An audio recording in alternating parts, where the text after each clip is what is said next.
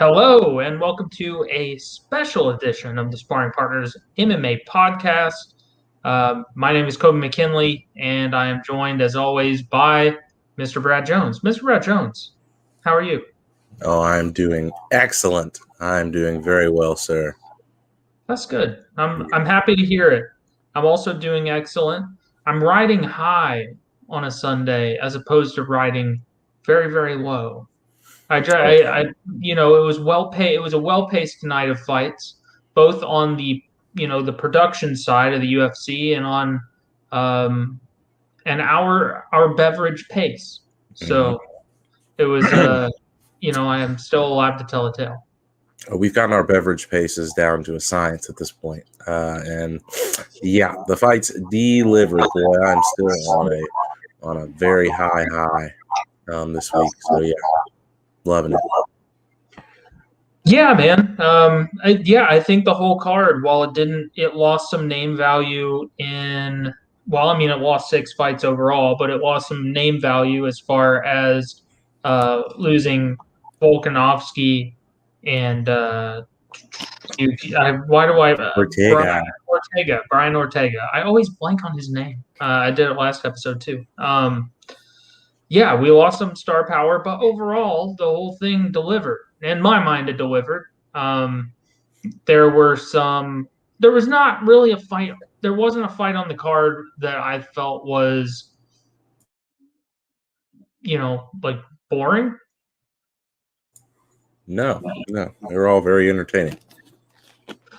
So anyway, we come to you tonight. If you happen upon this live, if you happen upon it tomorrow morning, this is just a special UFC 260 reaction episode. I don't know if maybe you'd want to keep this going for, I don't know, pay-per-views at least.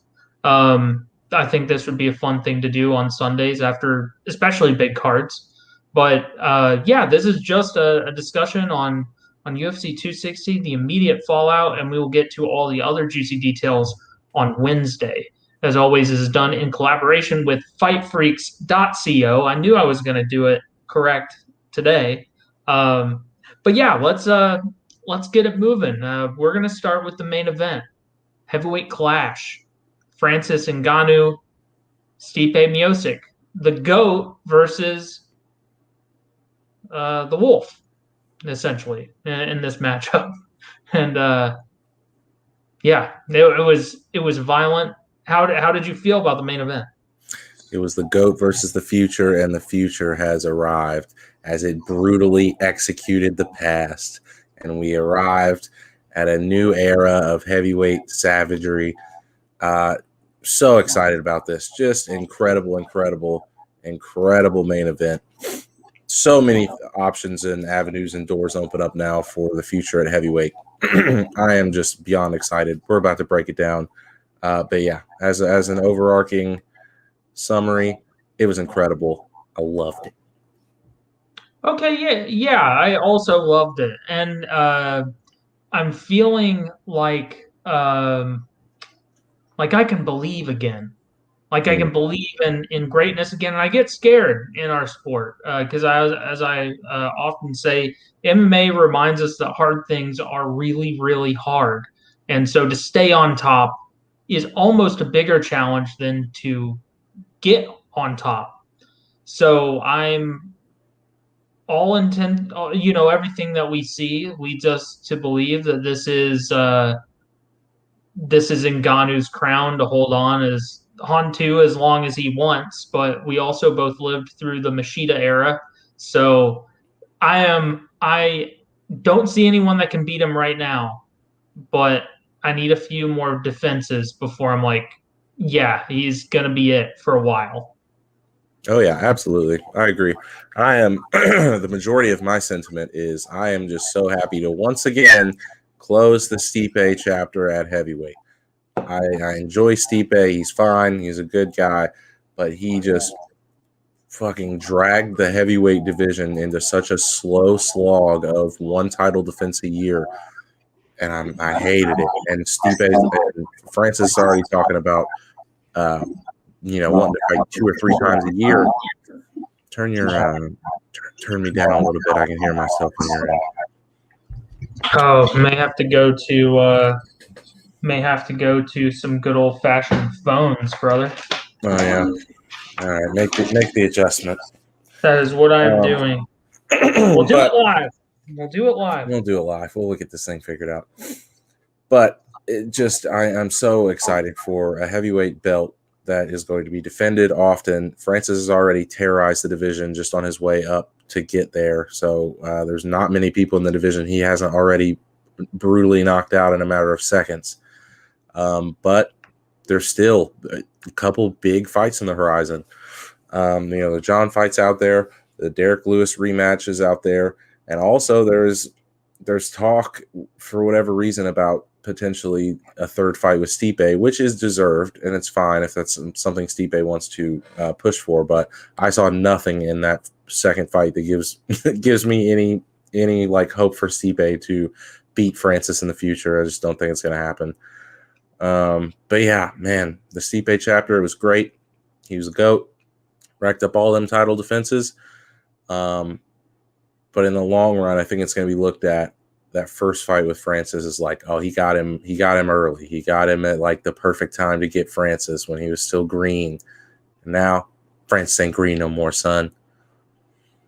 No, it was a really, really impressive display. That the sprawl from Francis was as impressive as anything else that he did, because that is a wrinkle in his game that we have not gotten to see. Because if you look at his most recent bouts, they all end fast. So yeah, I was thinking about this today as well. I think that under normal circumstances, aka Stipe isn't 39 years old and fights once a year, you would see them do it again, brother. But they're not. They shouldn't, because it's as great as Stipe is, and I still feel like Stipe would beat the majority of UFC heavyweights. I don't think that changes. I think that what changes is whether or not we believe he could beat Francis Ngannou, and at this point, no. No. It was, he had moments. He showed that, because I want one thing to be really clear.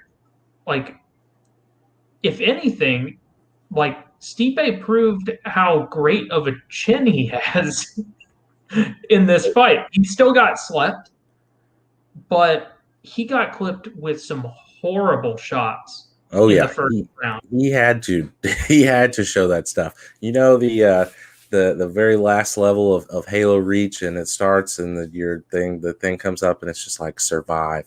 That was Stipe as soon as the fight started. Like, as soon as it was like, all right, go. Stipe's screen just said survive. I don't think he threw like a single strike the whole first round. It was like, don't die. It was him just like doing everything he could to just like get out of the way, and he was still eating just bombs because, man, Francis was so much better. Francis was switching up his striking, was like coming different angles, throwing all kinds of new stuff, like looking way more developed and so patient, and just kind of exploding in bursts. Man, excellent. It was so good. It was great. Yeah, like what you said, he was so much more patient in the fight. Really, I think what Stipe was wanting to do, and he did a little bit, which was a Matador Bowl kind of game plan, where he expected Francis to really get after him, really try and stop him fast, and he never really did. They could have gone like that forever, because, as the commentators pointed out, it was really a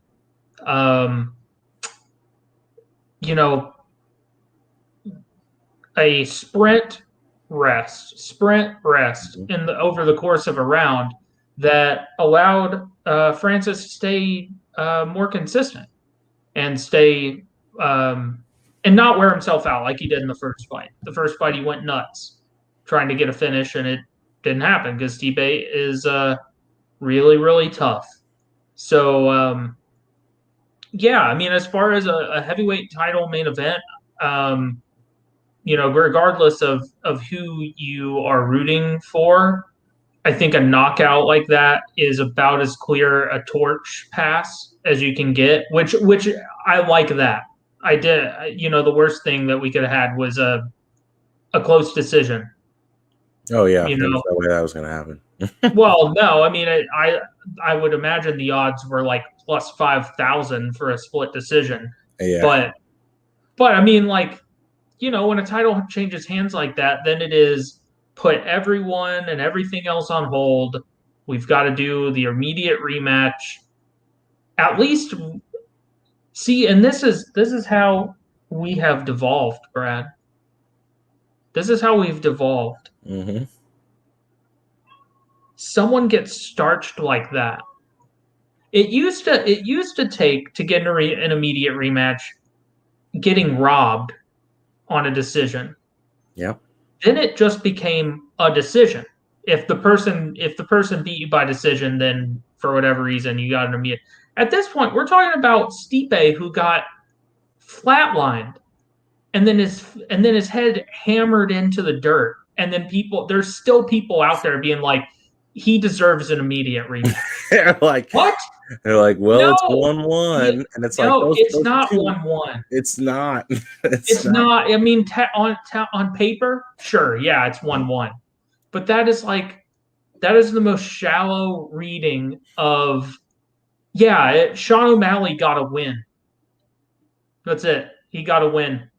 Yeah, Joaquin Buckley's crazy knockout of the year last year. That's like saying, yeah, Joaquin Buckley, he won that Yeah. night. No, this was levels, magnitudes above, beating someone by a decision, and there's just no way. There's no way I could sanction a rematch for Stipe at any point soon. No, dude. Stipe needs to take extreme time off. We'll get there a little bit later to what he should do next, but he should not be doing any fighting anytime soon. He needs to take at least a year off after getting brutally deaded like that. Yeah, I yeah. was Yeah, go ahead. Sorry. I was just saying earlier. I was thinking. I don't remember what got me thinking about this, but I was thinking back to some years ago when there was this giant boulder of a man that had the heavyweight belt named Brock Lesnar, and they were like, "Man, this dude's huge. He's so big." And then the UFC was like, "Well, guess what? We found the other biggest, hugest guy in the whole world, and his name's Alistair Overeem. And Yeah. these are the two most giant, fearsome heavyweights ever." And the whole poster is like, "Look how big they are. They're both ginormous. They're like the biggest heavyweights ever." And now, like a handful of years later, Francis like could turn those people to dust, and has literally turned one of them to dust. Like Francis is the ultimate pinnacle of what the UFC wants from a heavyweight champion, not Yes. just by circumstance. They are literally molding him. They have taken him. They're like, "All right, your cardio is garbage. Get him at the PI. All you guys at the PI, we need to fix this guy's cardio." Then Kamaru Usman's like, "Yo, dog, you from Africa?" And Frank's like, "Yeah, I'm from Africa. Are you from Africa?" And he's like, "Yeah, bro. What's up? I see that you, big striker, kind of struggle with wrestling. I'm good at that. I'll just teach you that." And Frank's like, "Oh, hell yeah, dog. Let's do it. Africa gang." And then, like, the best grappler and one of the best grapplers in the UFC is over here just training this guy how to do insane grappling things. And he's out wrestling Stipe now after just 3 years after their first fight, like out grappling him in situations, beating him up. Like, Francis is built for this. Francis has been shaped and molded to be the most savage of all savage heavyweights. Yeah, yeah. It's amazing. Francis is like your creative fighter on UFC 4. Maxed out You everything. Yeah, you win and win and win because obviously you picked kickboxing. Yes. Then your guy gets taken down by but you had to fight Chad Mendez or something. Mm-hmm. You just keep getting taken down, and then you get submitted, and you go, "Dang it, I have to do the grappling drills." The grappling drills, even in the video game, suck. So I have to do this. And then you do it. And then you're like, oh, I'm actually now the best wrestler in the UFC. So it's not, he's not the best wrestler in the UFC, but yeah, he got really good. And the way he took Stipe's back as well, not only it's like we discussed a few weeks back with Derek Lewis. It's one thing when a guy says, like, I'm working on my wrestling. It's one thing to see them implement things to stop themselves from getting taken down. It's a whole that so that's when yeah, guy's working like some cage stuff or whatever. But when you see Derek Lewis and now Francis Ngannou not only defend grappling techniques, but then go after their own. That's how you know a dude is legit working on his grappling. He is like when they don't immediately just just run away when they get up. Disengage. Just disengage. It Yeah. it was really impressive to see, super surprising, and something that makes the. I don't mean to jump ahead because I'm sure this is a part of the planned discussion, but seeing those wrinkles in his game against Stipe make a John Jones heavyweight clash a little bit harder to game plan. Yeah, so let's just go ahead and get into that. Let's just look at where both these guys go to next, because there's a few options, but most of them suck. So let's start with the Stipe side of things. In my own personal opinion, Stipe should retire. He's about to turn 39, and I compare this to something that DC had said a couple months ago when he was on a show with Ariel, and Ariel was like, "Man, he was talking about Khabib, and he's like, not a lot of people get out of this game on top. Most of the time you get sent out on your back." And he was like, "DC, you're one of the few people that got to go out on top, and you left at the right time." And DC was like, "Actually, no, I should have retired after the Derek Lewis fight, because all I did was stick around to get knocked out and beat by Stipe 2 more times." And I'm looking at it and I'm like, what's the best case scenario for Stipe sticking around? It's like, so maybe you fight a contender, you fight a Derek Lewis, or you just go straight into a rematch with Francis. And I'm like, man, another brutal knockout, like, it's just not worth it. You already are the most established heavyweight guy. You got all the records, and now that's over with. It's done. You are already very established. You got your life set up, fireman stuff, just like, call it a day, my guy. Ride off into the sunset, accept it. That's just how I feel about it. How do you feel about the Stipe side of things? Yeah, I kind of thought of two possibilities. The first was retire. I think it's a pretty, what does he need to do? I don't think he's done it. It's over. It's not a thing that if he retired right now, his legacy, at least for a good while, is pretty much cemented as the best heavyweight champion we've ever seen. And until someone beats his record, he gets demoted to what, number 2? What I'm saying is his legacy in the sport is set. Yeah. So so now on the other side, my other idea, he normally doesn't fight. But once a year anyway. So Francis is looking to get it rolling. So let's say he does fight Jones in July. Now, Stipe does have the option. He could fight the loser of that. So his final run would be a super fight with either a trilogy with Francis, which is going to make a boatload of money, or a fight against John Jones, which everyone has been. I mean, that's the fight I wanted to see in the first place. I wanted to see him versus Stipe, because we know the pecking order. We know because they both beat different versions of, but they both beat Cormier. Yeah. So at this point, who's the real, heavier goat if you divide it up into like sub classes? Um, who is it? Because they both beat Daniel Cormier, who has a claim to third. So, um, yeah, man, I think that his game plan is either retire or fight the loser of an eventual uh, Ngannou Jones bout in order to right after that fight for the belt. So like I'm talking one last run. You beat the guy who just lost for the belt. Either way, it's a super fight, and either way, it's enough heat on the matchup to get you enough momentum to challenge for the belt again. If it's not that, then don't do it. Yeah. It's just not worth it unless it's a real clear immediate path to the title. I don't see a reason to fight Derek Lewis or like go up against take a you and Curtis Blades meet up for a rebound. That's just not doesn't make me feel good. No. Yeah. I agree. I agree with that. On the Francis side of things, Mm-hmm. pretty straightforward. You make the John Jones fight. You make it happen, and you make it happen next.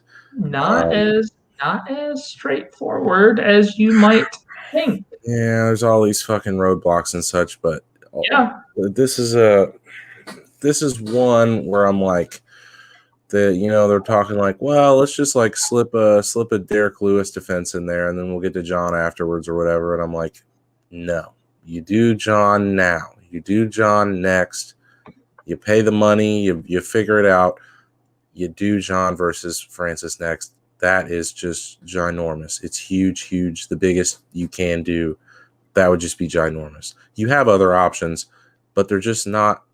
Yeah, look, I mean, like, how are you even going to compare? Like, well, we have a John Jones versus Francis fight, but we could also just do Francis versus Derek Lewis too, a rematch of the worst fight ever. They're totally uncomparable. Like, you go all in, pull out all that Endeavor money, cut John a fat 10,000 or $10 million check.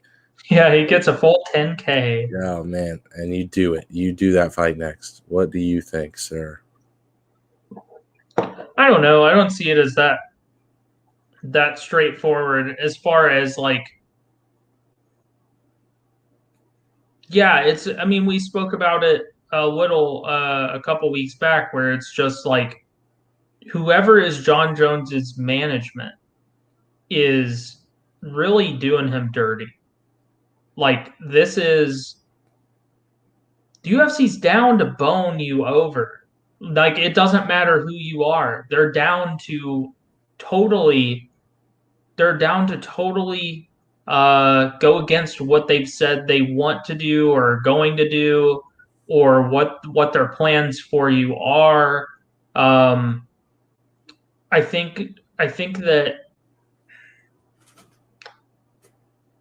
it sucks that we're in the position that we're in because yes, we all want to see Jones versus Ngannou. I really want to see that fight. But Dana White made it clear on that stage that whatever Jones wants, he like for whatever reason, Dana White very publicly is making it he's trying to make it as clear as possible, even to the media, which he typically doesn't like talk about these things very openly or allude to them very openly. That any talk of money just that's just not a part of the discussion. The discussion is, do you want to fight Francis Ngannou for the heavyweight belt? If answer is yes, you get the fight. If answer is anything but a yes or a no, it's not a part of the conversation. Um, and so Dana made it very clear that like they're like I thought it was very interesting because he was asked by Mark Ramundi, maybe. I think it was Mark Ramundi. I could be totally wrong, but he was asked at the post fight. Um, he was asked if Jones versus Ngannou was the fight to make, and he said, "Well, the fight to make is Derek Lewis." But if John Jones wants the fight, he's got the fight. So that is, I don't know what that means to you, but to me, that means if you're willing to sign on the dotted line, do it. If you see the money on the page and it's not right, then cool. We'll talk to Derek. But that type of jockeying was effective 10 years ago when he was actually in charge of the UFC, but he's not anymore.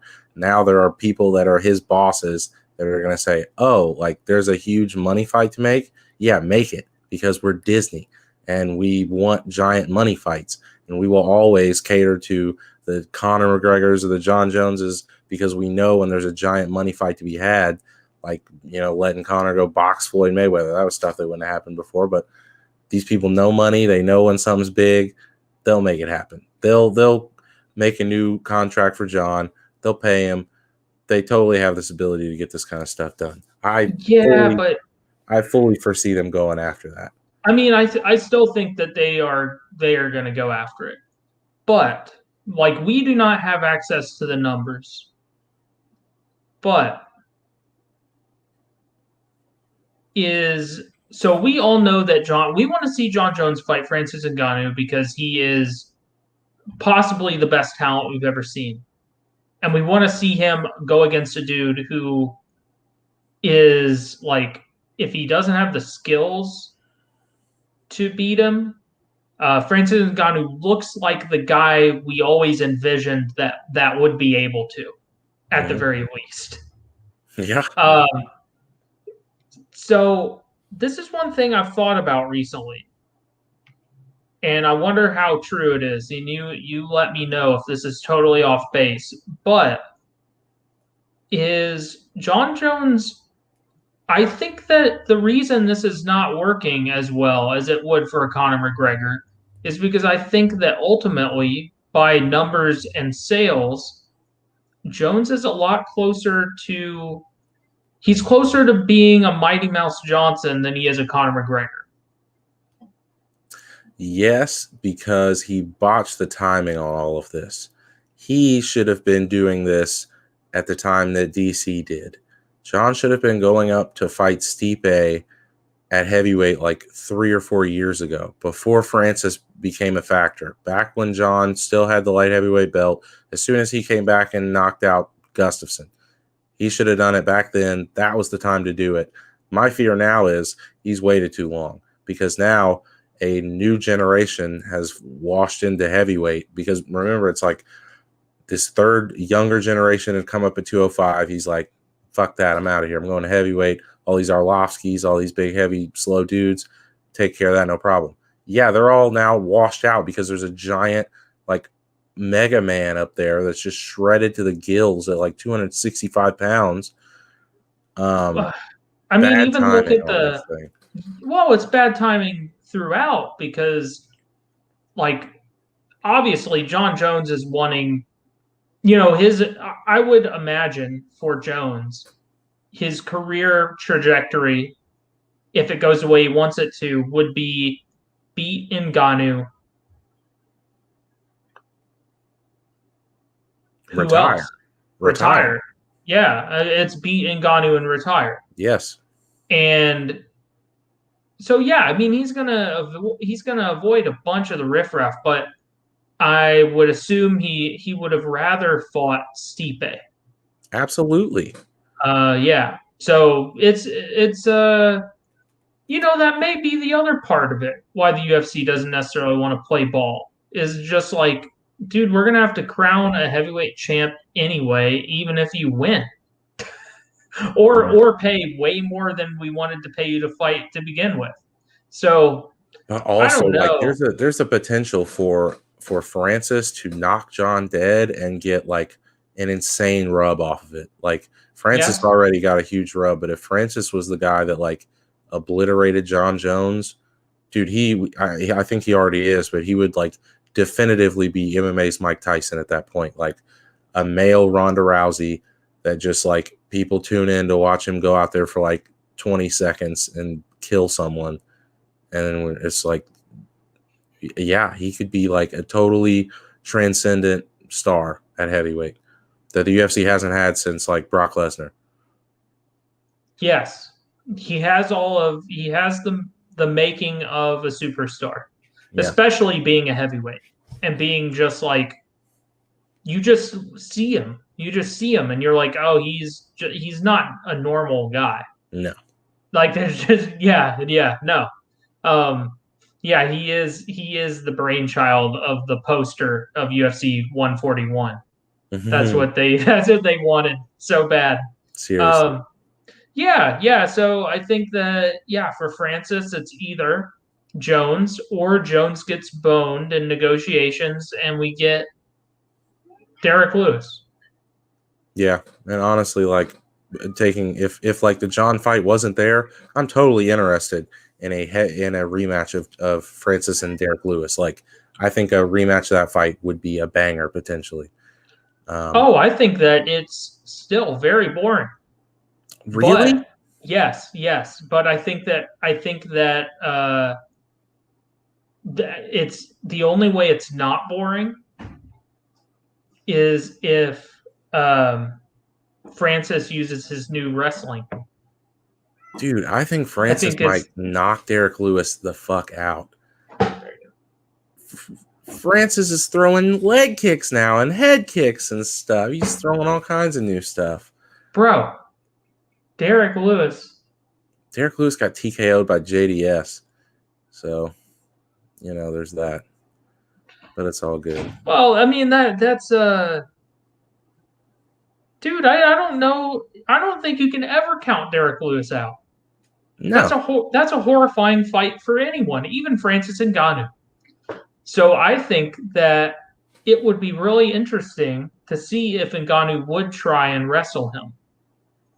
And I think he would be able to. I mean, he almost got a takedown on Stipe. Dude, he's huge. His legs are as big as mine. I mean, he could be fucking taking people down like it's nothing. If he's getting trained by Usman for multiple years now, dude, his grappling could be insane. Oh man, yeah, I'm very excited. That's one thing that I was thinking a little bit like heavyweight is only clear up to a certain amount of time. Like I don't know who's next. We may get some contenders that are just here way too early. I was just thinking about the line of challenger succession. Mm-hmm. Let's assume it's John Jones. Then it's probably Derek Lewis, or if they have him fight someone in the midterm, maybe it'll be the winner of that. But it'll be Cyril Gahn, who is here way too early. Way too early. Way too early. That's what I'm saying. Is like you get past Derek Lewis, then it's like, oh, it's Cyril Gahn. It's like Tom Aspinall after one more win. It's like Chris Dawkins, right? Is that Chris Dawkins? It's two brothers. I can't remember which one's the heavier light one. The rest of it is just a graveyard of people that Stipe's or Francis murdered on his way to the top. I mean, it's not like there's a lot of good contenders there for him, but the ones at the very tip top are all excellent. Yeah. I'm excited. It'll be a good, nice. It's a new era. It's a new era at the very least, because like I said at the start, I mean, we witnessed the Machida era, all 10 months of it or whatever. Yeah. And that dude looked absolutely unbeatable. So I cannot let myself get too excited about a new GOAT heavyweight yet. I really have to see results. But everything I saw on Saturday leads me to believe that if he doesn't have it yet, he's adding it to his game. He's working on it. So I'm really excited what the future brings. Yep. Now, speaking of the future, which we actually have spoken about the future multiple times, so it's nothing new, but we're speaking of the future of two more competitors in the co-main event. Vicente Luque knocks out Tyron Woodley in round number 1 at 356. Oof. Thoughts on this fight? Brutal. He actually knocked him out, then submitted him. Brutal fight. I right out of the gate. So I was thinking earlier, I was like, man, just like 2 years ago, maybe 3 years ago, if you would have been like, yo, Tyron Woodley is going to fight Vicente Luque, you'd be like, oh my God, what a terrible mismatch. Why on earth would Vicente Luque be fighting Tyron Woodley? Like, he clearly is not ready for that yet. And here we are, son. Them fortunes change so fast that Tyron Woodley is out here just getting straight obliterated brutally. But I get it. The man just did 3 straight bad flops where he did nothing, so he decided to do everything instead, and did too much. Just brutal. Good God, a brutal finish to that fight. Like, holy crap. Yeah. Yeah, you walk up to a dude in 2018, you're like, hey, the guy who just beat Chad LaPrice, he's taking on Tyron Woodley. It's insane. Yeah, it's nuts. And it's I don't want to totally discount Vicente Luque because he has really, in my mind, he's really put it together, or at least he started to. He's 13-2 in the UFC now, right? Yeah, he is good. He's super legit. Really good. And we were speaking before the fight what this was going to look like, because we knew that Vicente Luque, while there were elements of this in his game, he wasn't going to have the wrestling necessary to do the Usman thing that then Gilbert Burns did and then Colby Covington did. I mean, like I said, at certain points he did. He was able to control Woodley up against the fence. And then yet again, you're wondering where Woodley's at mentally. And then the war happened. Then it just became a shootout. And part of me, actually most of me was sad for Woodley because you saw how much he wanted it. You saw how much he wanted it. He did not when he was badly hurt, like holding onto the fence, legs totally straight, if not a little bit bent in. Yeah.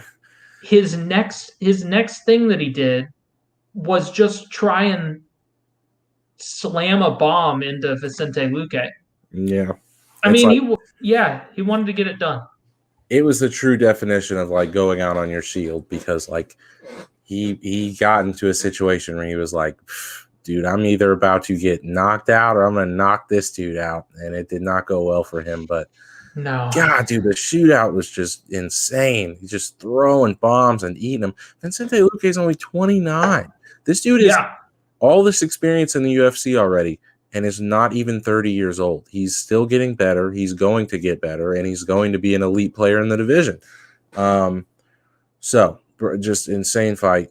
It's over. So much happened. So it's 3 minutes. It just felt like it went a lot longer. It was very explosive. So rolling those forward, similar situation to in the main event, I have to say that Woodley should retire. And that's not to say that he can't still fight. Woodley could go to – that was the last fight on his contract, and I have with 4 straight, I just have a feeling that he's not a UFC fighter anymore. I don't see them re-signing him or keeping him around for any reason. No. But he does still have the ability to go to a Bellator or somewhere else if he wanted to. But I think that he'd be better served to just call it a career, move on to pursuing some of the other money aspects outside of rap that he has, because he is good at some other things. Like he did desk work, right? Yes, he does desk work. He has a show on TMZ that he does every week. He's got stuff that he does and that he's good at. He's been in movies. He's been in Straight Outta Compton. Like, he can act. He's well spoken. He's smart. He's got things he can do. But it is clear that his run in the UFC and as an elite welterweight is over. That is a wrap for Tyron Woodley. It's kind of brutal, like not kind of, it's super brutal, but it reminds me a lot of Johnny Hendricks, where like Johnny Hendricks was Mm-hmm. just like on top of the world, and then it just went down so fast. Everything went wrong, straight into a wall, and it was over with. Yeah. It was less a decline and more like a cliff face. Yeah, yeah. It's just he was there and then gone. And it really was. It is kind of like Woodley was gone because just it's it's tough to see a guy lose repeatedly. I mean, it's a reference of as old as time. You bring up Chuck Liddell, but this wasn't like Chuck Liddell. Chuck Liddell looked like he loved doing it until he would eventually be asleep. Woodley looks like I mean, seriously, like early in these fights, he gets in a 50-50 position against the fence. And it's just like you just see it in him. Like, well, this is it. This is It's it. his it's his will to fight. It's Yeah. like that Usman Yeah. fight. Like Usman took his will to fight, and he didn't have it for those next 3 fights. Like he would just No, get in no. a bad position and just be like, "This is fine." And I was Yeah, just he like, seemed to "Man, find it again. He seemed to find it against Vicente Luque. yeah." But at the same time, His back um, against the wall. He kind of had to. yeah, he had to. He had to. And I agree. I tend to agree that I'm not sure I want to see him in there again. I even in a Bellator, like he wants to fight like Marius Zaromskis. Do you want to go? Do you want to go face off against Dude, uh, Lima? Lima would destroy No, him. It'd be no. And they're brutal. The Russian guy. There's at least No, one in every Koreshkov, Bellator dude, division. Koreshkov. No, Koreshkov, yeah. absolutely not.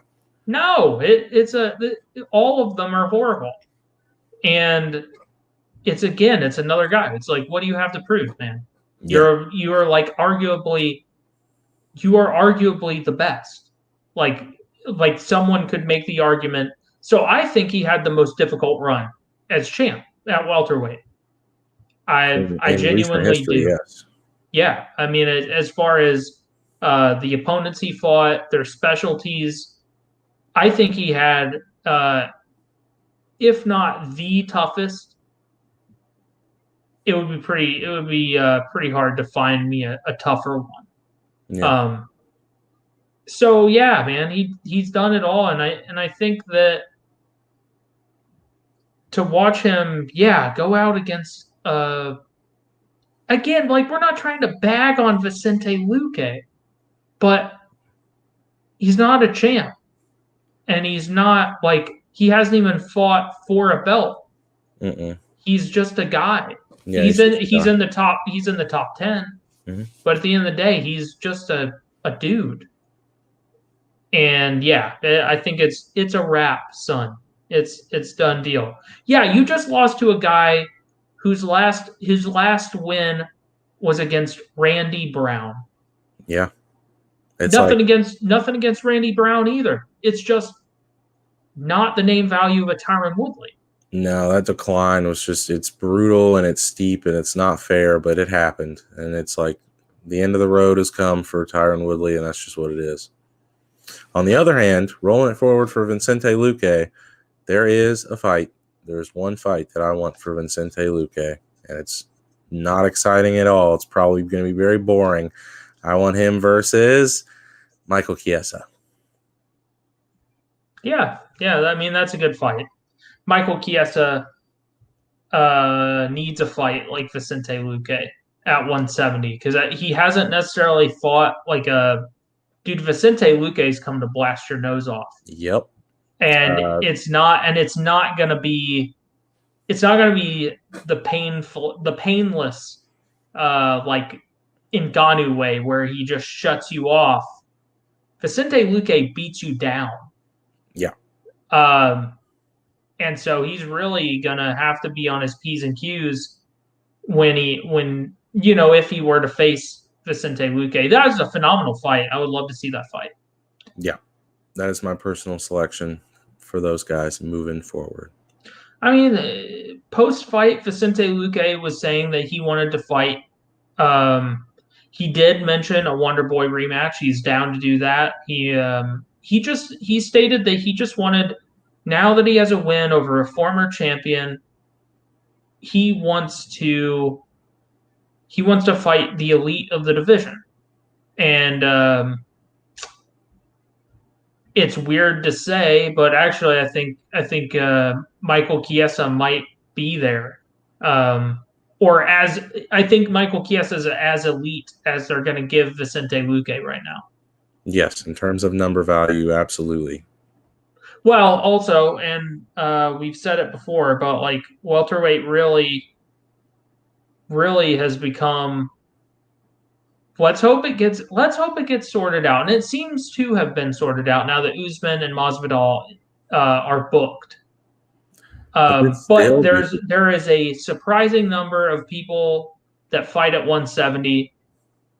They are contracted by the UFC to fight, but they do not want to do so. So Vicente Luque may only have the option of Michael Chiesa. Dude, that's what I'm saying, because I'm like the two that are holding this whole operation up, Colby and Leon. Colby has fumbled this thing so hard. Colby finishes Tyron Woodley and then goes radio silent. And then Tyron Woodley goes on to continue to just like explode the end of his career, which I mean so it's like, for all intents and purposes, his win over Woodley is useless in his rebound fight. So it's like, okay, fine, you beat Woodley, but like you haven't fought anyone else that's elite up here. You're not saying or drumming up any kind of interest. You're just like sitting out, being quiet, being stubborn, and just making a mess of this thing. But we're not here to talk about Colby Covington. So, well, real quick, by him sitting out, he has totally devalued his win over Tyron Woodley. Yes. 100%. It's any like, momentum that he was starting to build up, it's gone. That momentum is dead in the water. Colby Covington is just he's just there. Oh, I mean, we've already, as far as how the UFC is working right now, Covington is probably going to do nothing on his way to a welterweight title shot. Yeah, there's been a lot of that going around lately, but it is what it is. But so in summary, Woodley should probably retire. That or make one final run in the 2022 season of PFL. I mean, or hey man, that's 3 fights, legit. You make $1 million. It's legit, yeah. I mean, it's pretty good. But they got Rory McDonald over there. Oof. Not a rematch I want to see. No, it's religious Rory now. That's true. They both suck now. I don't know. It might be interesting. Interesting. That sounds good to me. Vicente Luque, keep the ball rolling, man. This was a phenomenal win. And I think that your pick for Michael Chiesa is probably more real than not real. Nice. I was trying to think of a way to say it, but that was all that came out. Yeah, that was all that came out. This Red Bull, man, it didn't do what I thought it would. And moving on with the card. Uno mas, big one. We're gonna we give our love, we give our respect. We gave our time to watching those fine athletes on the rest of the main card and the prelims. But this is a special show. This is not, we only talk about, the top 3 or whatever. That's the rule we've come up with recently today. So next up, and the last fight, Sean O'Malley finishes Thomas Almeida in the 3rd round with a counter left to ground and pound, aka just one thump on the floor. That is what he did. Yeah, that one final shot was just insanely brutal. That was like a Francis level for their weight class, just like all his weight on a one shot on just like defenseless dead guy on the ground already. Defenseless dead guy. It He is pretty brutal. much was. He pretty much was. There's the thing, right? So Sean O'Malley comes in there. He's got a lot to prove, and I think he does prove a lot. He proves that he is durable. He proved to have excellent striking, a lot of variety. Proved a lot of good things. But I could not get away from one bad thing that he's got to quit doing, and that is constantly searching for the perfect highlight reel knockout. He's just constantly like, I got to get the perfect walk-off highlight reel knockout.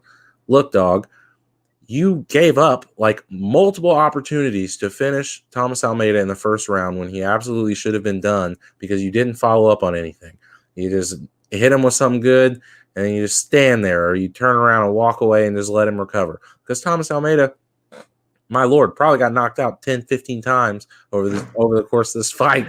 Dude, yeah. The dude is out there just getting lit up, and I'm just like, this is cool, and like you're showing a lot of stuff, but like just put it on him and put him away. It doesn't have to be like some picture perfect highlight reel thing. Like if you would have just hopped on him and popped like 2 more shots on a couple of those, like it would have been done. But other than that, that kind of shit will come back to bite him when he's fighting more elite guys. But for right now, dope performance. Once again, man, these top 3 fights look a lot like each other. Brutal on the Thomas Almeida side. Thomas Almeida now, just like Tyron Woodley, loses 4 straight. In my humble personal opinions, probably no longer a UFC fighter.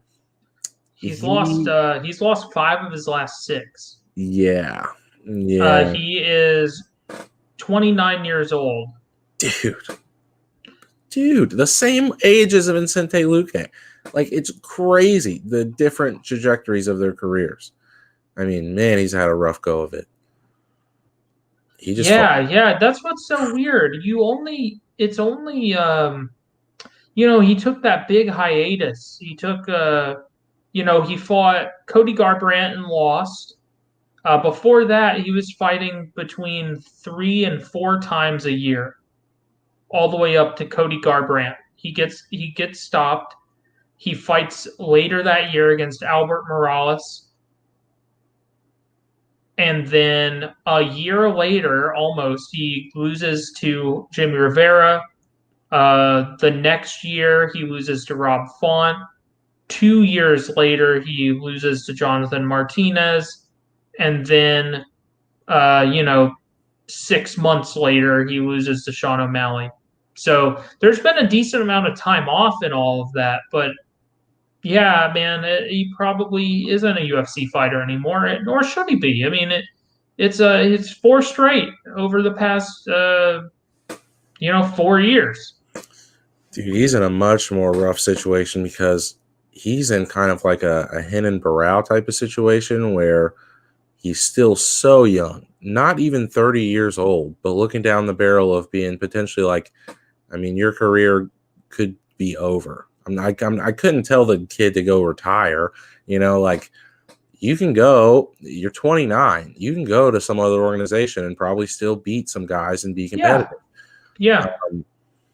But it's like it's brutal, man. Like those guys like Renan Barão that were like young, like savage killers in the UFC and then hit a wall. And then it was like, nope, that's not happening anymore. You are not that caliber anymore. That's over with. And you will never be again. It's very brutal. Yeah, he can just go and sign for Tora MMA. Yeah, Tora MMA actually is who signed Renan Barão. That's where Renan Barão is now. Kind of sad that he's still out here fighting, but whatever. The guy's got to make some money somehow. Yeah. He was set to fight Bobby Moffett. And Tora, in the other fight on the card was Gleason Tebow. Oh man, against someone else. Yeah, Bigfoot Silva signed to them. Tora MMA. Yeah, they got names, son. They have some Brazilian names, but I think Almeida could be competitive. But that's the thing. Like as I'm investigating Bellator more and more, it's not like how it was. Like the sport is too big now. Like the UFC, there is just such an abundance of talent that it's not like it was anymore, where it's like, oh, I'll just go to like the other organization and like just win a belt. It's just not the way it works anymore. Like if Almeida went to Bellator right now and they put him up against, that's the sad thing about Almeida. I'll say this. He is riding off of name value that he accrued before he ever challenged for a belt. Like he never even challenged for a belt. He lost his title eliminator. Yeah, he just had like that like prospect push early on. Yeah. It's like Eric Silva. Yeah. Except way more because Eric Silva didn't get to that level. Mm-hmm. Yep. I think Garbrandt, if I'm not mistaken, got the fight for the belt following that win. Yeah, So like it was fight. Like it legit was a title eliminator. It was a main event. I remember that. No. He fought Almeida and then fought Mitsugaki. Oh yeah. Who at the time, yeah, he wasn't doing nothing. But anyway, he fought him. He had lost to Aljamain Sterling, then beat George Root, the tallest man at 135, and then lost to Garbrandt. So but it was a title eliminator, and he lost bad. Yeah. I was really pulling for him because I love the way, like when you watch him in this fight against Sean O'Malley, you see why he was fun to watch because he's down to throw down. Oh yeah. It's just against a fighter like Sean O'Malley. O'Malley's just not there. He's just so many moments. Yeah, just so many moments in this fight that O'Malley was just elusive. So he just wouldn't be there. And he was just so much taller. He was just so much taller and longer. And Almeida just really was a step behind the entire fight. Yep, you're right. Which leads us to the roll forward of what you do now with Sugar Sean. He got a lot of options. Sugar Sean got a lot of options. So as of currently, he is still not ranked in the top 15 at bantamweight, but I would be comfortable with putting him at around number 15 at this point. Now, with that being said, I think there are a couple interesting matchups you can make for him next. Chief among them, I think a Dominic Cruz fight be pretty damn cool. Ooh, I would like that. I think let's take a look at this. I think a Jose Aldo fight would be pretty cool as well. That would be very cool. There's some dope stuff in that division that I think you can do with O'Malley next. But I still feel like he's in the phase where they're going to want to have him kill an old established fighter off to take his mojo because he hasn't been able to do that yet. He hasn't been able to fight a former champion and take his head off and get his former champion push. What about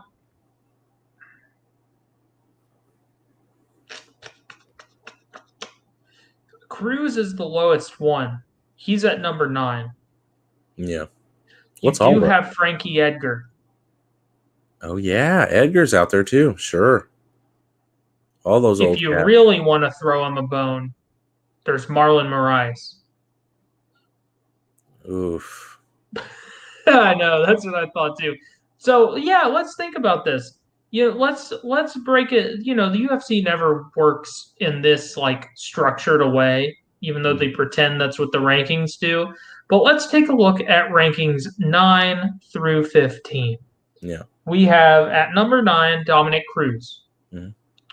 We then have Rafael Assunção at 10, Jimmy Rivera, Merab Dvalishvili, Cody Stamann, Kyler Phillips, and Marlon Vera. God, man. Chito Vera is 15?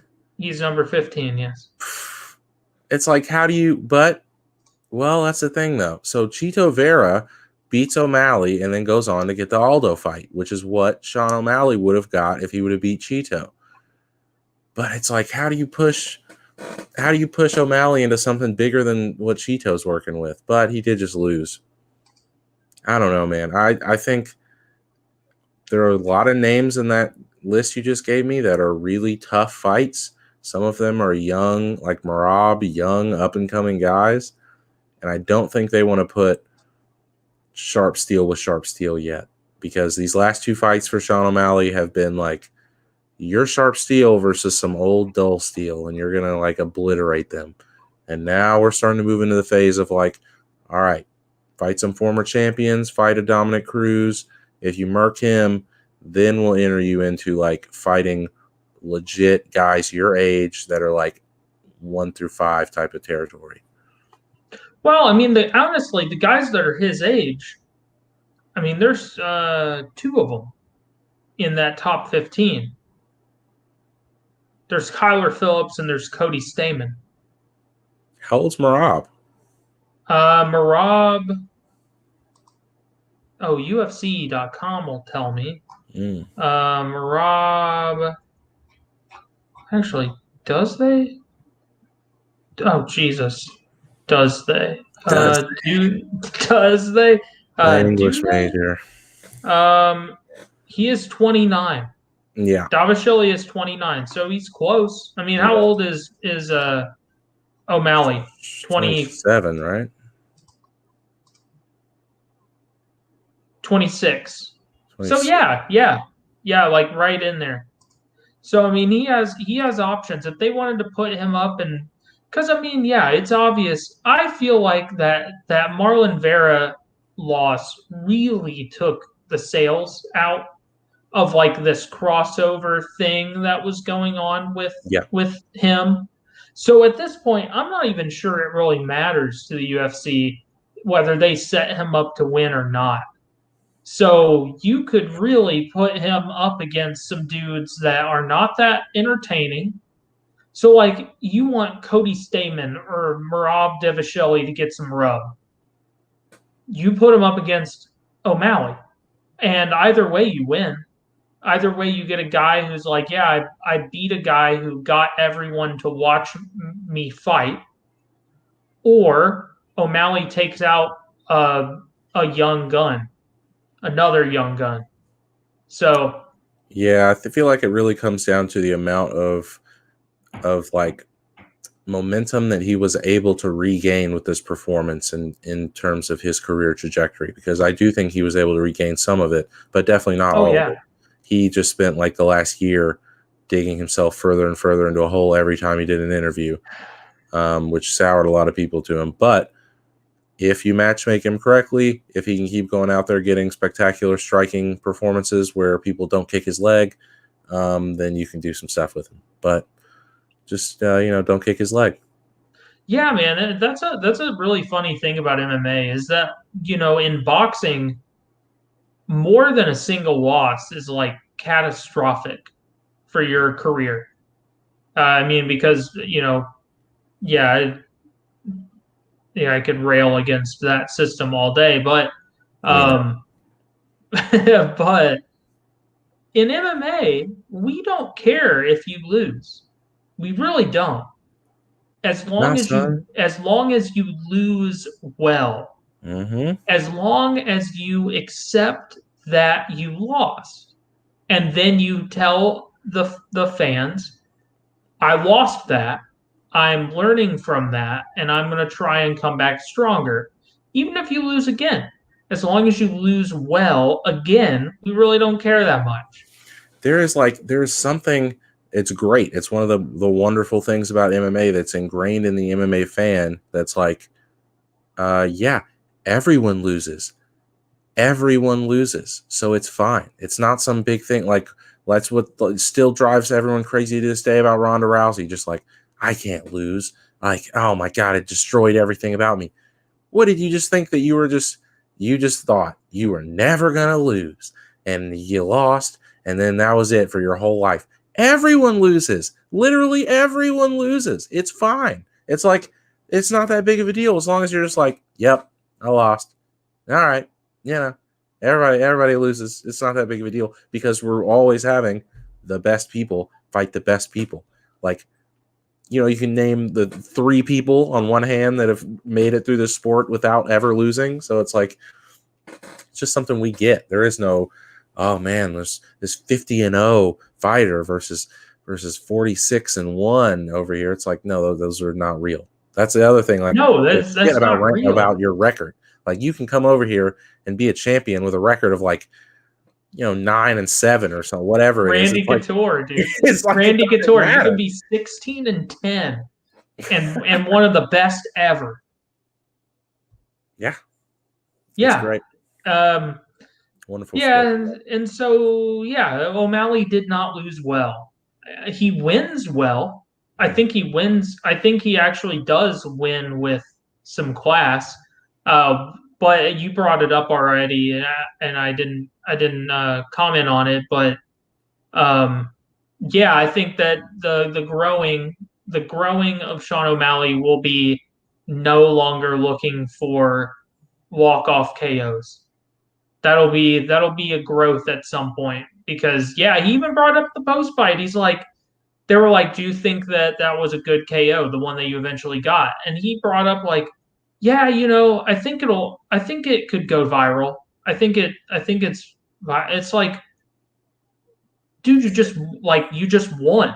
Like, is that still pretty cool, or do you need to go viral every time you win? Right? It's like, man. Although I'll say that single shot on the ground was as brutal as anything I saw on Saturday. Until Stipe fell over his own leg. But yeah. I mean, he made the knockouts in UFC 4 look realistic.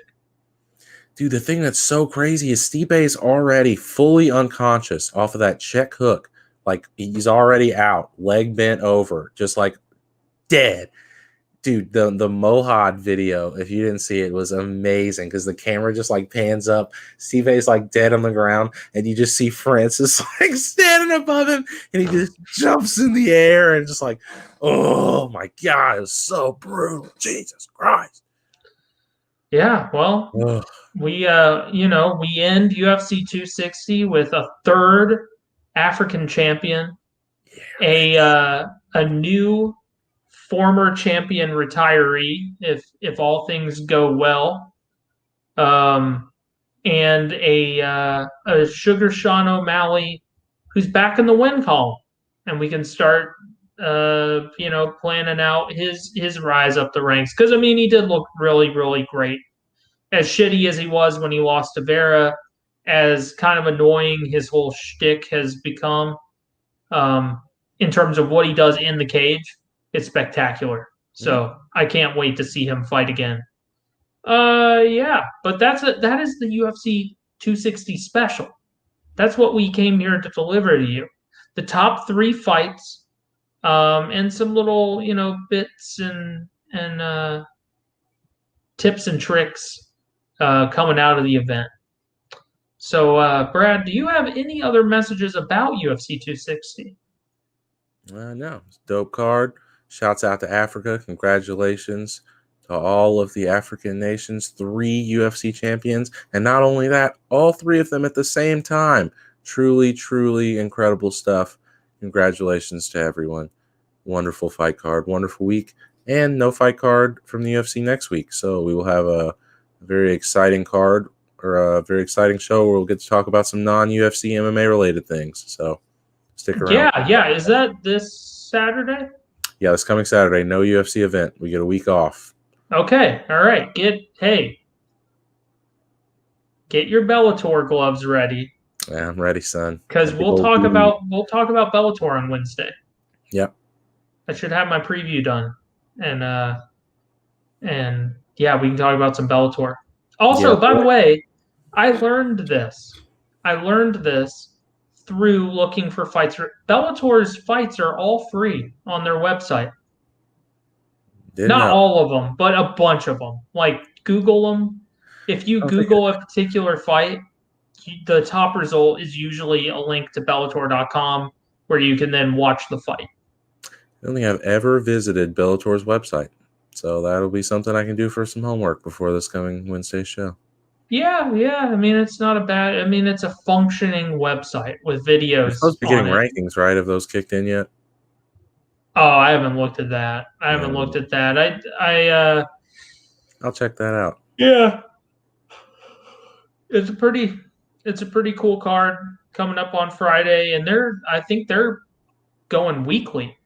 Mm. So, or at the very least bi-weekly.